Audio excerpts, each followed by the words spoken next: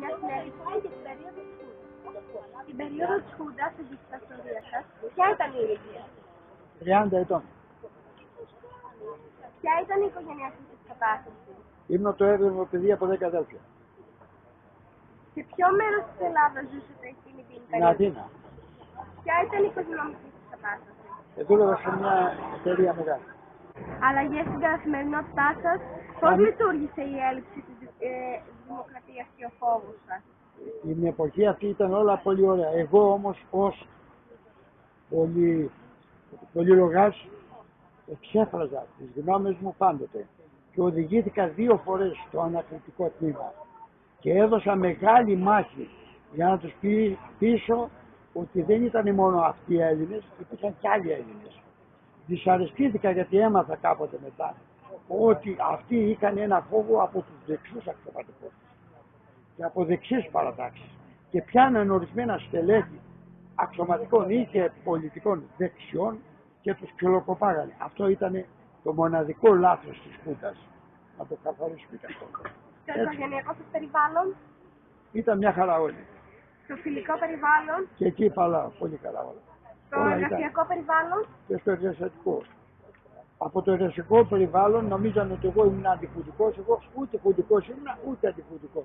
Έλεγα αυτό που αισθανόμουν. Και μάλιστα στους αξιωματικούς όταν με κάλεσαν σε μια μεταξέδευση του στρατού, τους είπα, παιδιά, κάντε εκλογές. Εσείς δεν μπορείτε να τα βγάλετε πέρα με τους πολιτικούς και με τις διεθνείς κατασκοπίες. Γιατί αύριο θα σας αναγκάσουν με την προπαγάνδα να μην τολμάτε να βγείτε έξω με το καπέλο σας, θα το κρύβετε. Και πράγμα το οποίο έγινε. με ποιους τρόπους αντιμετωπίσατε τις βίαιες αυτές αλλαγές στο πολιτικο-κοινωνικό σύστημα της χώρας? Καμία βία ως προς το σύστημα δεν υπήρχε.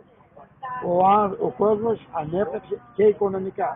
Υπήρχε κάποιο μέλος της οικογένειάς σας που βασανίστηκε, εξορίστηκε, θανατώθηκε από το καθεστώς? Όχι. Γνωρίζετε ανθρώπους που τους ασκήθηκε βία από το καθεστώς αυτό, συγγενείς ή φίλοι? Όχι. Τι θυμόσαστε σχετικά με την ελευθερία έκφραση τα χρόνια αυτά? Εγώ πάντοτε και τώρα και τότε εκφράζομαι ελεύθερα. Μπορούσατε να μιλήσετε και να κινηθείτε ελεύθερα χωρίς φόβο? Πολύ χωρίς φόβο, με πολύ άνεση και γι' αυτό οδηγήθηκα επειδή μιλούσα 2 φορές στο ανακριτικό. Ποια συναισθήματα κυριαρχούσαν?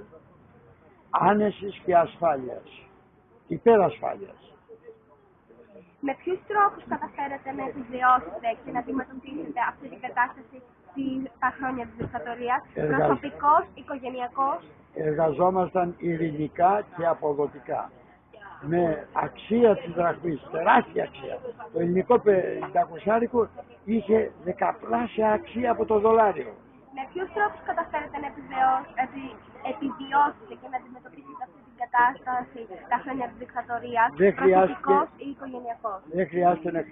Δεν χρειάστηκε σε εμάς τουλάχιστον να χρησιμοποιήσουμε κανέναν ιδιαίτερο τρόπο.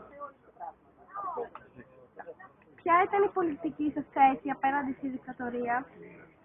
Ήμουν επικριτικός για ορισμένα θέματα που είχα πληροφορηθεί, γιατί όλα δεν τα πληροφορόμαστε. Επέστρεψαν δικοί σας ή γνωστοί σας άνθρωποι από την εξορία? Όχι, δεν είχα κανένα.